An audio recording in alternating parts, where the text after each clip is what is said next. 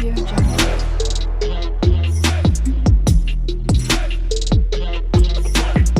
Audio Jungle. রামগড়ের রাত, ষষ্ঠীপদ চট্টোপাধ্যায়। সে বছর শীত এমন জাঁকিয়ে পড়েছিল যে শাল সোয়েটারও সুবিধা হচ্ছিল না। আমার বয়স তখন 24 কি 25, সবে সরকারি চাকরিতে জয়েন করেছি, ফলে হাতে টাকা পয়সাও ছিল। হঠাৎই এক বন্ধুর কথা শুনে রাজরপ্পায় ছিন্নমস্তা দেবী ও দামোদর ও ভৈরবী নদীর সঙ্গমস্থল দেখতে যাওয়ার খুব ইচ্ছে হলো। বাড়িতে মা বাবা অন্যান্য আত্মীয় স্বজনরা সবাই বারণ করলেন ওই সময় না যাওয়ার জন্য, কারণ এখানেই যখন এত শীত, তখন ও দেশে না জানি শীত কত প্রবল হবে। আমি কিন্তু কারো কথায় কর্ণপাত করলাম না। দু একজন বন্ধুকে সঙ্গে যাওয়ার কথা বলতেই তারা বলল, পাগল নাকি। অবশেষে কাউকে না পেয়ে আমি নিজেই রাঁচি এক্সপ্রেসে আমার নিজের জন্য একটা টিকিট কেটে নিলাম।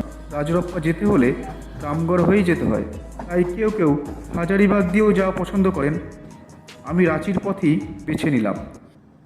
যাই হোক, আমি রাঁচিতে নেমে দুদিন থেকে শহরটা একটু ঘুরে বেরিয়ে নিলাম। এরপর একদিন সকালের বাসে রওনা হলাম রামগড়ের দিকে।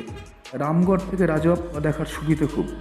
রাজপ্পা দেখা হলে হাজারিবাগ দিয়ে ফিরব, এটাই আমার বাসনা। রাঁচি বা রামগড় তখন বিহার প্রদেশের মধ্যে ছিল। আর সেই প্রচণ্ড শীতের মুখে এসে বুঝতে পারলাম কাজটা খুব একটা ভালো করিনি।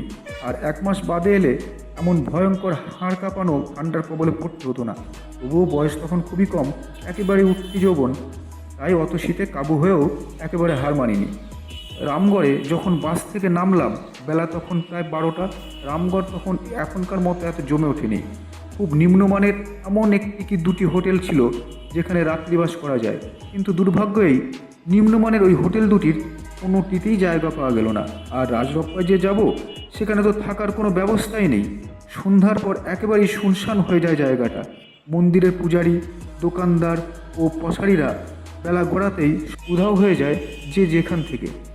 তাই কী যে করি যখন ভাবছি, তখনই এক মধ্যবয়সী ভদ্রমহিলা কিছু কেনাকাটা করে ফিরছিলেন। আমায় দেখে বললেন, আপনি কি ঘর খুঁজছেন? হ্যাঁ। আমার এখানে ঘর আছে, আমি আপনাকে ভাড়া দিতে পারি। কজন আছেন আপনারা? আমি একাই। ভদ্রমহিলাকে দেখে আমার মনে বেশ জাদ্রেল গোছের মনে হলো। বললেন, ওমা, একা একা কেউ বেড়াতে আসে নাকি? বলি, চোর ছাচন নাও তো? কেন, আমায় দেখে কি সেরকম মনে হচ্ছে? মুখ দেখে কি মানুষ চেনা যায়? কে যে কী ধান্দায় আসে তা কে জানে। যাই হোক, সচরাচর কাউকে ঘর ভাড়া আমি দিই না। তা তোমার অল্প বয়স দেখেই ঘর দিচ্ছি, না হলে এখন তুমি যাবেই বা কোথায়? আমার এই ঘরের ভাড়া 40 টাকা। তুমি যখন একা, 25 টাকায় দিও। ভদ্রমহিলা প্রথমে আপনি, পরে তুমিতে আসেন। ভালোই লাগলো। বললাম, 25 টাকায় দিতে আমি রাজি, চলুন তাহলে আপনার ওখানেই যাই। আমি ভদ্রমহিলার সঙ্গে এলাম।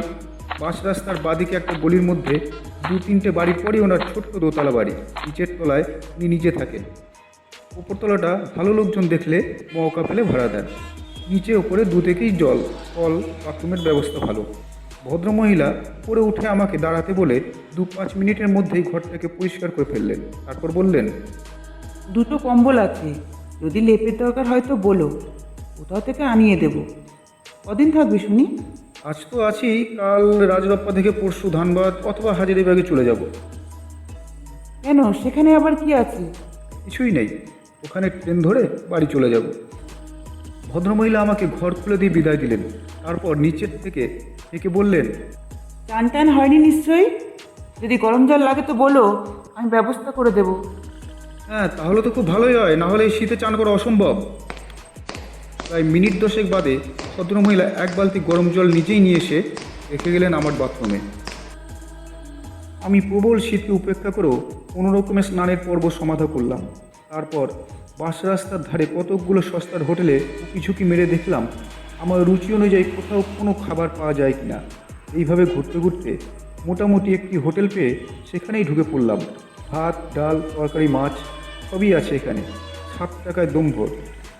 এখানে খেতে বসে রাজরপ্পা যাওয়ার ব্যাপারে খোঁজ নিতে লাগলাম হোটেলের লোকেদের কাছে। হোটেলের মালিক বললেন, কাল সকালে যাবেন তো? আমার এই হোটেলের সামনেই অনেক টেকার এসে জোর হবে, কোনো অসুবিধা হবে না। রাজরপ্পা খুব ভালো জায়গা, যান ঘুরে আসুন। তারপর জিজ্ঞাসা করলেন, এখানে উঠেছেন কোথায়? আমি ওই ভদ্রমহিলার বাড়ির কথা বললাম। শুনে মালিক একটু গুম খেয়ে গেলেন। তারপর বললেন, দুদিনের ভাড়াই কি ওকে দিয়ে দিয়েছেন? না, একদিনের ভাড়া দিয়েছি। তাহলে এক কাজ করুন, আজকে রাতটা কোনো রকম ওখানে কাটিয়ে কাল সকালেই রাজরপ্পা যাওয়ার সময় ব্যাগ অ্যান্ড ব্যাগেজ নিয়ে এখানে চলে আসুন। আমি আপনাদের থাকার ব্যবস্থা করে দেবো। তারপর একটু সময় কি যেন ভেবে বললেন, আপনি তো একা, একটা রাতই বা ওখানে কাটাবেন কী করে তা তো ভেবে পাচ্ছি না। কেন কেন বলুন তো? ভদ্রমহিলা কিন্তু আমার সঙ্গে খুব ভালো ব্যবহৃত করেছেন। ভদ্রলোককে দেখেছেন? না তো। ঠিক আছে, একটা রাত কোনো রকমে ওখানে কাটান, কাল আপনার ব্যবস্থা করে দেবো। আমি আর কোনো কথা না বলে খাওয়া শেষ করে আবার নিজের আস্তানায় ফিরে এলাম।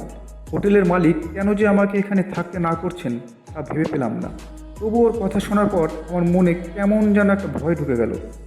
যাই হোক, কনকনে ঠান্ডায় বেশ কিছুক্ষণ কম্বল মুড়ি দিয়ে শুয়ে থাকার পর ঘরে তালা দিয়ে বাইরে বেড়াতে চললাম। দু একদিনের জন্য তো এসেছি, সব সময় ঘরে শুয়ে থেকে কি করব? দিনের আলোয় জায়গাটাকে একটু ভালো করে ঘুরে দেখি। সিঁড়ি বেয়ে নিচে নামতেই ভদ্রমহিলার সঙ্গে দেখা হলো। ভদ্রমহিলা বললেন, আমাকে গরম জলের জন্য একটা টাকা দেবে বাবা? তারপর বললেন, দুপুরে কোথায় খেলে? আমি যে হোটেলে খেয়েছিলাম সেই হোটেলের নাম বললাম। ভদ্রমহিলা নাক মুখ সিটকে বললেন, চারদিকে এত খাবার হোটেল শেষকালে থেকে ওইখানে খেতে গেলে? খুব বাজে স্বভাব লোকটার, সব সময় আমার বাড়ির বদনাম করে। যাই হোক, রাতে আর কোথাও যেও না, দুটো ডাল রুটি আমিই করে দেব। এর বেশি অন্য কিছু বাইরেও পাবে না। তাছাড়া সন্ধে হতে না হতেই লোকজন কমে গেলে সব বন্ধ হয়ে যায় এখানকার। বেশ তো, ডাল রুটি খাবো, আমার জন্য 4খানা রুটি করবেন। আমি এবার আলাপ জমানোর জন্য বললাম, নিচের এই ঘর দুটোয় কি আপনি একাই থাকেন?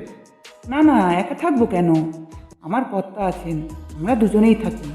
ওই তাকে তো দেখছি না। উনি একটু দরকারি কাজে রাঁচি গেছেন, ফিরতে রাত হবে। আমি আর একটাও কথা না বাড়িয়ে একটি টাকা ভদ্রমহিলার হাতে দিয়ে বড় রাস্তায় এলাম। তারপর একটা দোকানে চা খেয়ে ঘুরতে লাগলাম পথে পথে। এদিকে অনেক ছোট ছোট পাহাড় ও এলাকা ঘিরে অনেক বন জঙ্গল আছে, তাই দেখে সময় কাটাতে লাগলাম। সন্ধে পর্যন্ত ঘোরার পর শীতের দাপট বৃদ্ধি পেলে সস্থানে ফিরে এলাম আবার। ভদ্রমহিলা তখন ঘরের কাজ করছিলেন। একবার আর চোখে তাকিয়ে দেখলেন আমার দিকে, তারপর আবার কাজে মন দিলেন। তখন লোডশেডিং চলছে। আমি টর্চের আলোয় পথ দেখে সিঁড়ি বেয়ে ওপারে উঠে ঘরের দরজা খুলতেই চক্ষু স্থির হয়ে গেল।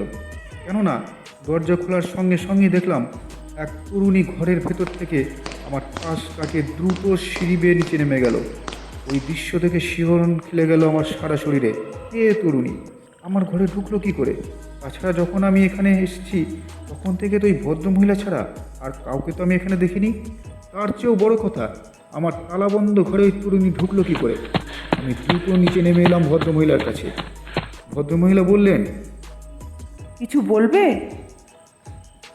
আমি ওই আশ্চর্যজনক ঘটনার কথা বললাম ভদ্রমহিলাকে। ও তোমার মনের ভুল বাবা, কি দেখতে কি দেখেছো, না হলে তালা বন্ধ করে কে ঢুকবে? মোটেই ভুল দেখিনি, তার মুখ আমি দেখেছি। দুপুরে কি তোমার ঘরের দরজা খোলা ছিল? না, আমি তো বন্ধ করেই শুয়েছিলাম। তাহলে হয়তো খিল দাওনি, চুরির মতলবে কেউ তোমার ঘরে ঢুকেছিল, পরে সারা পেয়ে লুকিয়েছিল তক্তপোষের নিচে। এখন পকেট হাতে দেখো টাকা পয়সা তোমার সব ঠিকঠাক আছে কিনা। কথা বলতে বলতেই আলো জ্বলে উঠল। আমি আবার সিঁড়ি বেয়ে উপরে উঠে আমার ঘরে ঢুকে দরজা বন্ধ করলাম। তারপর টাকা পয়সা ইত্যাদি যা ছিল ভালো করে দেখে নিলাম। এই ঘরের কোনো কিছুই খোয়া যায়নি। টাকা পয়সা তো খোয়া যাবার নয়, সব আমার মানিব্যাগে মাথার কাছেই ছিল। ঘরে ঢুকে বসলাম বটে, তবে আমার কিন্তু খুব ভয় করতে লাগলো। তার কারণ এই ব্যাপারে ভদ্রমহিলার যদি কোনো কারসাজি থাকে তাহলে রাত ভিতে বিপদের শেষ থাকবে না। এই অচেনা জায়গায় আমার নিজের কেউ না থাকলেও ওই হোটেল মালিক নিশ্চয়ই আমার পাশে এসে দাঁড়াবেন, কেননা তিনিই তো আমাকে বলেছেন এই বাড়িতে আর না থাকতে। মন মেজাজ আমার এমনই খিচড়ে গেল যে কোনো কিছুই আর ভালো লাগলো না। তবে কাল সকালে যে আমি এই বাড়ি ত্যাগ করব সে ব্যাপারে চরম সিদ্ধান্ত নিলাম। রাত 8টা নাগাদ ভদ্রমহিলা 4খানা রুটি আর 1 বাটি ডাল নিয়ে এসে দিয়ে গেলেন আমাকে। একটা কাচের বোতলে করে জলও দিলেন। আমার সঙ্গে রাঁচি থেকে নিয়ে আসা কিছু ক্ষীরের মিষ্টি ছিল। তাই দিয়ে বেশ তৃপ্তি করে ডাল রুটি খেয়ে নিলাম। চমৎকার রান্নার হাত ভদ্রমহিলার। এত সুন্দর ডাল রেঁধেছেন যে এই মন ভরে গেল। খাওয়া দাওয়ার পর বাথরুমে গিয়ে মুখ হাত ধুয়ে এসে দেখি পরপর দুটো জলের বোতল বসানো। দ্বিতীয় বোতলটা যে ভদ্রমহিলা কখন দিয়ে গেলেন তার টেরও পাইনি। যাই হোক, পেট ভর্তি করে জল খেয়ে ঘরে এসে দরজায় খিল দিলাম। তবু আরও একবার নিশ্চিন্ত হওয়ার জন্য তক্তপোষের তলার দিকটা দেখে নিলাম ভালো করে। তারপর আলো নিভিয়ে শুয়ে পড়লাম। শুয়ে সেই রহস্যময় তরুণীর ব্যাপারে চিন্তা করতে করতে আপাদমস্তক কম্বল মুড়ি দিয়ে ঘুমানোর চেষ্টা করলাম। অনেক পরে ঘুমিয়েও পড়লাম এক সময়। প্রায় মধ্যরাতে হাড় হিম করা ঠান্ডায় সারা শরীর কেঁপে উঠলাম। আর এত শীত যে বলতে গেলে ধনুকের মতো বেঁকে গেলাম আমি। তখনই অনুভব করলাম আমার গায়ে চাপা দেওয়া দুটো কম্বলের একটাও নেই। আশ্চর্য, এমন তো হবার কথা নয়। আমি টর্চ জেলে কম্বল নিতে গিয়ে দেখি সে দুটো আগে যেমন রাখা ছিল তেমনই পাট পড়া অবস্থায় একইভাবে পায়ের কাছে রাখা আছে। আমার যে তখন কি অবস্থা তা আমি কাউকেই বলে বোঝাতে পারবো না। কম্বল গা থেকে খুলে গেলে পায়ের দিকে এলোমেলোভাবে পড়ে থাকতে পারে, কিন্তু এমন পরিপাটিভাবে দুটো কম্বল পায়ের কাছে ভাঁজ করে রাখলো কে? ভেবে কোনো কুল পেলাম না। তবে স্থির করলাম আর আলো নিভিয়ে নয়, এবার আলো জেলেই শুয়ে থাকবো সারা রাত। কিন্তু ভাবি এক হয় আর এক। একটু পরেই লোডশেডিং হয়ে আবিল অন্ধকারে ঢেকে গেল চারদিক। আমি আবার কম্বল মুড়ি দিয়ে শুয়ে পড়লাম। দুশ্চিন্তার ঘোর কাটলেও ঘুমিয়েও পড়লাম আবার। ঘুমের ঘোরে পাশ ফিরতে গিয়ে হঠাৎই মনে হলো আর একজন কে যেন শুয়ে আছে আমার পাশে। আতঙ্কে ভয়ে নীল হয়ে গেলাম আমি। এই মুহূর্তে কী যে করব তা ভেবে পেলাম না। সন্দেহ ভঞ্জনের জন্য বাঁ হাতের কনুই দিয়ে একটু ঠেলা দিতেই মেয়ে গলায় বিরক্তিকর শব্দ শুনতে পেলাম। আমি কোনো রকম সারা শব্দ না করে পা টিপে টিপে দরজার কাছে এসে খিল খুলে বাইরে বেরিয়েই দরজায় শিকল লাগালাম। রামগড়ের সেই ভয়ঙ্কর শীত ও তার সঙ্গে অন্য আতঙ্কে আমার শীতদ্বারা দিয়ে যেন হিমস্রোত বইতে লাগলো। আমি দ্রুত সিঁড়ি দিয়ে নেমে চলে এলাম বড় রাস্তায়। ভাগ্য ভালো যে একটু পরেই লোডশেডিং দূর হলো। বড় রাস্তার ধারে এক জায়গায় কয়েকজন ট্রাক ড্রাইভার গাড়ির টায়ার পুড়িয়ে আগুন করে খোশ মেজাজে নিজেদের মধ্যে গল্প করছিল। আমি তাদের দলেই ভিড়ে গেলাম। এই ড্রাইভারদের মধ্যে সবাই সর্দারজি হলেও ওদের মধ্যে দু একজন বিহারিও ছিল। তারা এমন অসময়ে আমাকে ওইভাবে দেখে জানতে চাইলো এই রাত দুপুরে আমার কোনো বিপদ হয়েছে কিনা। আমি তখন আমার সব কথা খুলে বললাম ওদের। আমার কথা শুনে ওদের একজন বলল, ওই বাড়িটার ব্যাপারে এরকম সব কথা এর আগেও শুনেছি, তবে সরাসরি এমন অভিজ্ঞতার কথা এই প্রথম শুনলাম। এরপর ওরা আমাকে বাইরে খোলা জায়গায় না থাকতে বলে ওদের একটা লরিতেই ড্রাইভারের সিটে বসতে বলল। আমার ঘুম তখন মাথায় উঠে গেছে। ওই ড্রাইভারের সিটে বসেই কোনো রকমে রাত কাটালাম। দেখতে দেখতে ভোর হলো। ড্রাইভাররাই ভালোবেসে এক কাপ চা খাওয়ালো আমাকে। তারপর দিনের আলো ফুটে উঠলে আমি আবার বাসায় ফিরে গিয়ে ভয়ে ভয়ে দরজার শিকল খুলে ভেতরে ঢুকলাম। তারপর আমার ব্যাগ গুছিয়ে ভদ্রমহিলা জেগে ওঠার আগেই চলে এলাম রাজরপ্পার ট্রেকার স্ট্যান্ডে। এই রামগড়ে আর এক রাতও নয়। রাজরপ্পা থেকে বেলাবেলি ফিরে রাঁচি অথবা হাজারিবাগ যেদিকের বাস আগে পাবো সেদিকেই চলে যাব। স্ট্যান্ডে যাওয়া মাত্রই ট্রেকার পেলাম। সেখানে দু একজন সহযাত্রীর সঙ্গে কথা বলে ওই বাড়ির ব্যাপারে জানতে পারলাম। বাড়ির মালিকের নাম রতনলাল সাউ। ওনার দুই স্ত্রী। এখন যিনি আছেন তিনি প্রথমা। দ্বিতীয় স্ত্রী খুবই অল্প বয়সী। স্বাভাবিকভাবেই দুই সতীনের মধ্যে বনিবনা হতো না, তাই একদিন মনের দুঃখে দ্বিতীয়া গলায় ফাঁস দিয়ে আত্মহত্যা করেন। পরে পুলিশি তদন্তে জানা যায় এটি আত্মহত্যা নয়, হত্যা। রতনলাল ও প্রথমা স্ত্রী অর্থাৎ বর্তমানের ওই ভদ্রমহিলাকে পুলিশ ধরে নিয়ে যায়। এখনকার এই ভদ্রমহিলা তার ভাইদের সাহায্যে টাকার জোরে বেরিয়ে এলেও রতনলালের কারাবাস হয়। তিনি এখনও জেলে। এই ঘটনার পর 5টি বছর কেটে গেলেও সেই তরুণীর অতৃপ্ত আত্মা এখনও মাঝে মাঝে তার অস্তিত্বের প্রকাশ ঘটায়। অচেনা কোনো লোক না জেনে ওই বাড়িতে রাত কাটালে তাদের অনেকেরই নাকি অনেক ভয়াবহ অভিজ্ঞতা হয়েছে। গতরাতে আমারও ঠিক যেমনটি হলো। আশা করি গল্পটি আপনাদের ভালো লাগবে।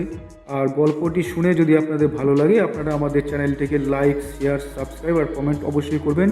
আর বেল আইকনটা প্রেস করতে একদম ভুলবেন না, কারণ আমাদের নতুন নতুন যে গল্পগুলো পাঠ করব তাদের আপডেট পেতে গেলে আপনাকে বেল আইকনটা অবশ্যই প্রেস করতে হবে।